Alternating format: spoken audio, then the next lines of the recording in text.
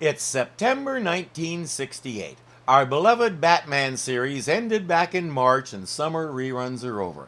How will we get our Adamania fix?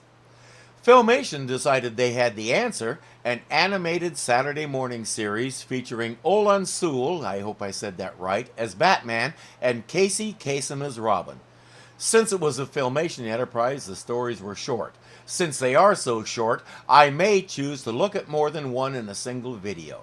The series only had one season, and after several VHS releases, it came out on DVD in 2014. But if you compare both the IMDb pages and the Wikipedia page for the show with this, you see very quickly that the episodes on the DVD set are not in broadcast order. Truth be told, I'm not sure they're in any order, it just seems to be thrown together. Still, they're all there, and as far as I know, there wasn't any great amount of continuity to the series. So since I'm doing this from the DVD, I'm going to follow my own advice and just go with it. The Adventures of Batman with Robin, Boy Wonder. Olan Sewell started out in radio and then moved to television, where he established himself as a character actor but never really landed on anything he could call his own. Then came this show. From now until Batman the Animated Series, anytime you see a cartoon with Batman in it, he did the voice. He established himself as Batman in the 37 or so different shows about Super Friends and never looked back. And to think it all started right here. Casey Kasem had been doing radio and TV for ages. 2 years after this, he would inaugurate the radio show that became synonymous with his name, American Top 40. He did that for the next 39 years. And as you can see by the visuals, here he's doing the voice of what looks like a 10-year-old boy. While Gotham City sleeps, strange things are about to happen at the RX Chemical Laboratory.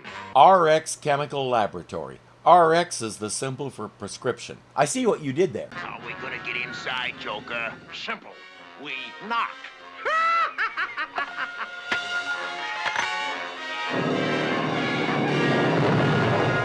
Okay, William Dozier, let's see your production team build that. He photographs some secret documents, then steals a flask with a couple of goldfish in it to make it look like a prank. Hot goldfish, red herring. What he said. Later, at the Gotham Planetarium, Okay, that does look like fun. Same thing here. He takes some photos, steals a trifle or two, and leaves. It's time to meet the caped crime fighters. First a few beakers from the laboratory, now this. Why would a criminal go to so much trouble for a few trinkets, Batman? Batman's voice has a different tone than Adam West's, but Casey Kasem sounds like he's trying to do Burt Ward's voice. Rather successfully, I might add.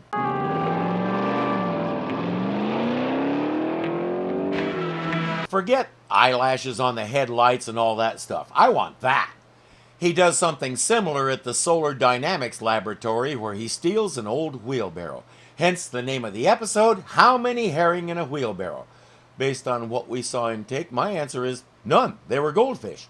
Commissioner Gordon to Batman. The Joker was seen near the Gotham Industrial Labs. Hurry! Gotham Industrial? That's only a few blocks from here. It's time for a car chase. This one happens to have an extra car.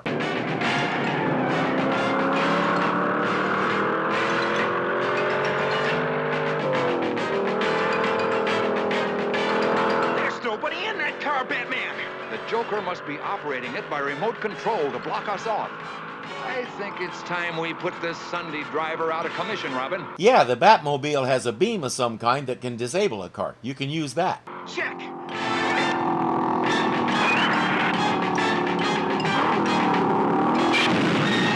Or you can be Ben-Hur. Decoy car. Have no fear. The old Joker has another trick left.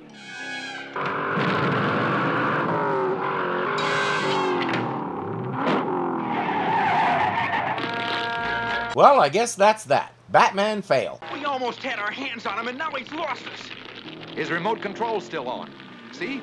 Our radar's picking up the signal. We can trail him to his hideout. And it's sending a visual image of the car. How, you ask?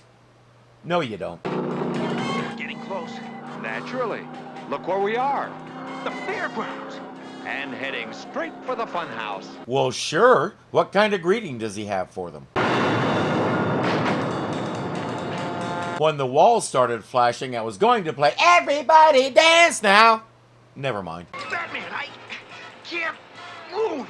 I'm paralyzed. No, Robin. We're pinned to this slide by a magnetic force. How clever of you to figure it out so quickly, Batman. As you round the next turn in the slide, you'll see what I've cooked up for you. How will they get out of this one? Don't miss the next episode. Same bat time. Oh, we don't do that with this one. But it really is a cliffhanger, as the narrator tells us. Is this indeed farewell for the dynamic duo? Is there any way they can escape the magnetic belt ride into the roaring inferno? Don't miss the exciting conclusion coming up next. Or maybe the cliffhanger is padding out the runtime and it's really just an excuse for a commercial break. Robin, get one hand free. Turn power switch on belt full. Blow the fuses. Check. Ready. Now.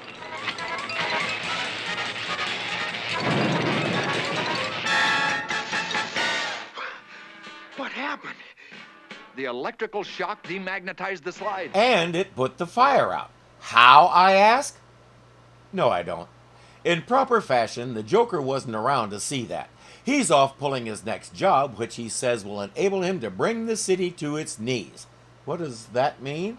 The Bat Computer has the answer. I was right. All four are working on the development of a giant solar mirror. That's what the Joker was after.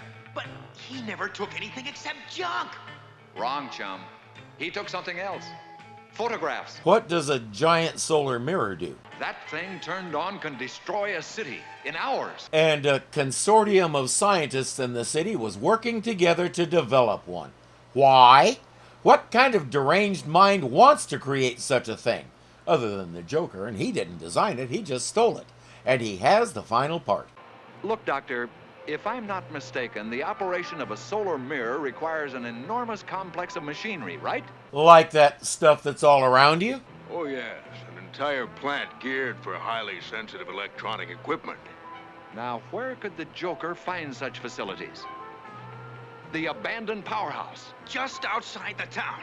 Yes, it's high enough to receive the sun's rays perfectly. Because we all know if you're not up high enough, the sun's rays will peter out before they reach you.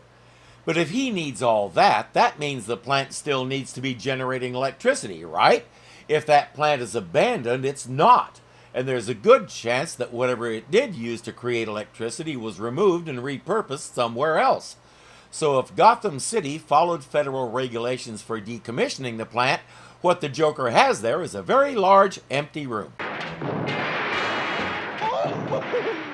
what a magnificent day this is going to be. Within minutes, the sun will rise, and then there'll be a hot time in the old town tonight.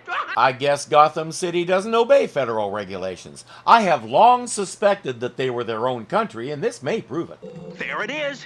What are we waiting for? We walked right into his trap one time tonight, Robin. This time we'll use the bat ejector. Hang on. When it was all over, driving back to the Batcave without any seats was not a pleasant experience. There's the solar mirror, Robin. That piece of glass is what all this fuss is about?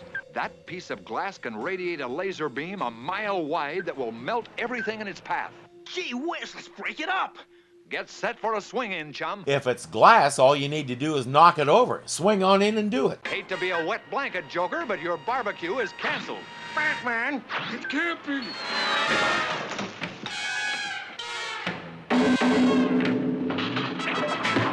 Guys, the mirror, break it up and all that. Might want to do that first and then deal with these idiots. All right, Joker. Are you going to come along peacefully or the hard way? Don't be silly, old boy. I'm not going anywhere, but you are.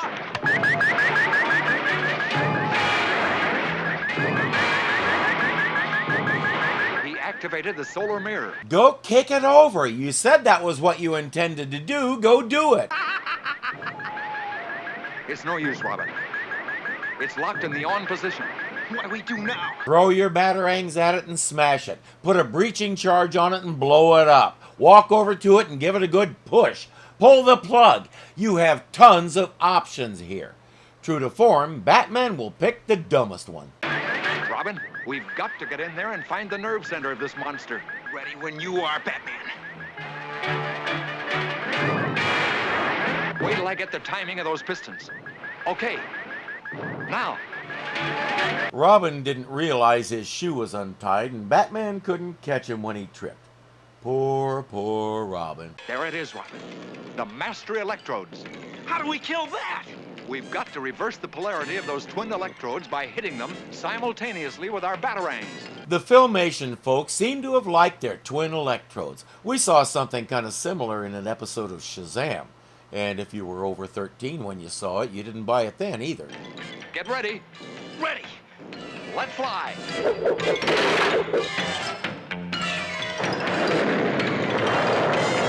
Sounds like the whole place is coming unglued. It is.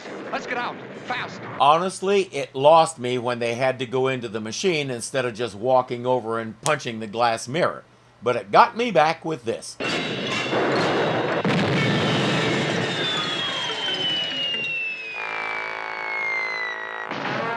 Quickly, Robin, look. You may never see this again. Why me? Why does it always happen to me? How can you not love that? The Joker is our friend Larry Storch from F Troop, which we're also looking at on this channel. He's okay. It sounds like he's trying to put his own spin on Cesar Romero's voice, and I'm willing to give him a chance because it's Larry Storch. And besides, Mark Hamill is only 17. Couldn't have him do it, he's underage. All right, Atomaniacs. Time is short, and we have 3 tasks to complete. First, I need you to hit that like button. Use your batarang if you have to, but hit it. Second, this is Irving. If you haven't subscribed yet, give him a good punch in the face and do it. Third, go to the link below and become a patron. It really helps the cause because you wouldn't believe how much Robin eats.